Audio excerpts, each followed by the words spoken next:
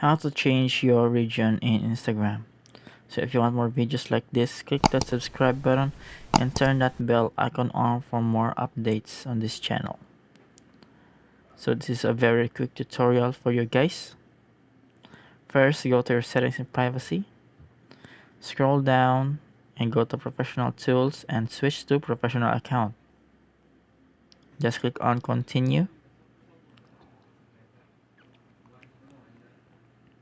So just click wherever you want, and for here we are going to click on business, and in here we are going to provide our phone and email and things like that, and go to business address.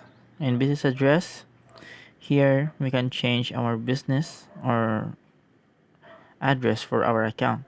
So you can put in street address, your city or your town, and as well as the zip code. You can just search for it.